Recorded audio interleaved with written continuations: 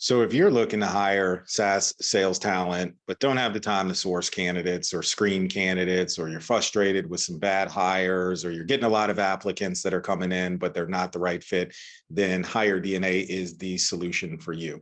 Today, what we're going to do is just do a quick walkthrough of a sample HireDNA candidate profile. And we'll start here with the profile section.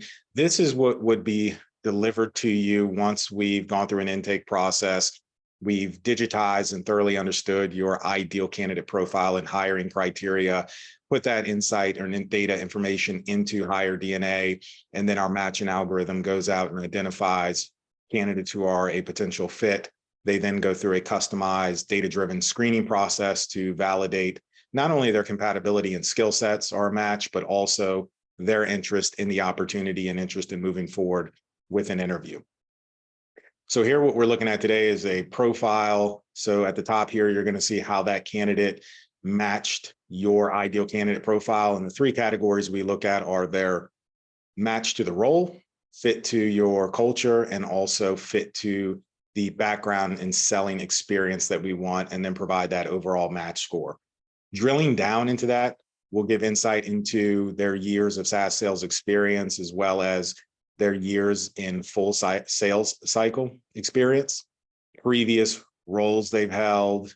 We'll also look at their industry experience. So this is going to be industry markets that they've sold into. So type of organizations, size of organizations, and then who have their target buyers typically been when it comes to decision makers or influencers in the process.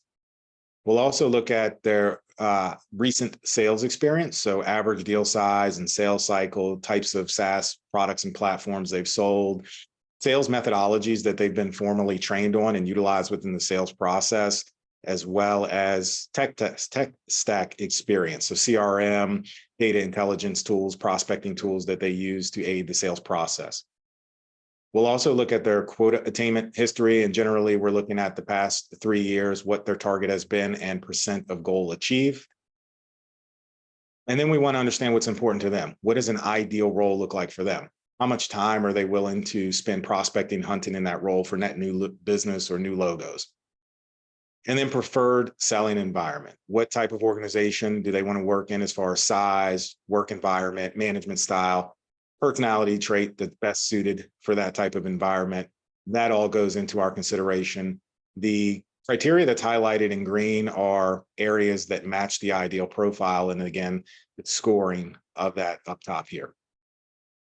You'll also have insight into the salary requirements for the candidates. So what their minimum desired salary is, as well as their minimum desired on-target earnings. And the reason we collect minimum desired, because in some states you can't collect current information, so we stay compliant there. You'll also have the candidate's contact details, as well as their LinkedIn profile. That's easily accessible by clicking the icon there. The next section here is going to be the candidate's resume, which will provide their full PDF resume that you're able to download or view directly from within their profile. And the candidate skills assessment. This is going to be a customized sales competency, sales capabilities assessment that the candidate will take that is going to be, again, tailored to your unique role, criteria, and selling environment. And we look at how their skills are compatible to that. Do they have what it takes to be successful in this role? And can they execute effectively on your sales process? So the three main categories we look at within the assessment are going to be their will to sell, sales DNA, and their selling skills or tactical skills. And then we weight these scores and then rank them across the 2.3 million plus salespeople that have been through the candidate assessment. In this case, Maya's in the 98th percentile, so she's in the top 2%, which she's ranked elite. And you'll have the full PDF skills assessment report that goes into great detail into the three categories that we evaluate, and also will break down the criteria that's measured within each one of those categories. And it'll also give insight into if it's a weakness for Maya, how that could potentially negatively impact her performance, and if it's a strength, what that means for driving performance and productivity for Maya in your sales role. So key details and insight there. You'll also get interviewing tips, questions, things that you could bring up in the interview process with Maya that are going to help you to really truly understand if she is the best fit for the role, and likelihood of success if hired. So you're able to view the entire sales skills assessment report directly from the candidate's profile, and you can also download the report to share with the hiring team.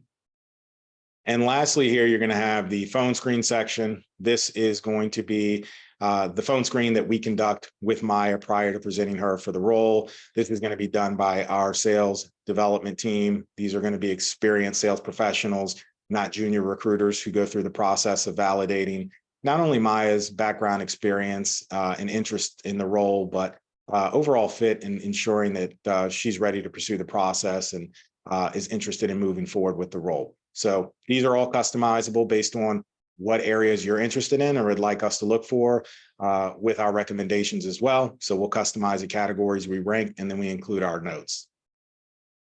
Once a candidate is ready, we will submit them and you'll receive an email notification that you have a new candidate to review. You'll pull up the profile by clicking the link in the email, and then you'll have the option to either accept or decline the candidate. Declining the candidate will request you to put in some additional insights into why, so that we can adjust on the front end in our screening process or within the candidate profile if needed.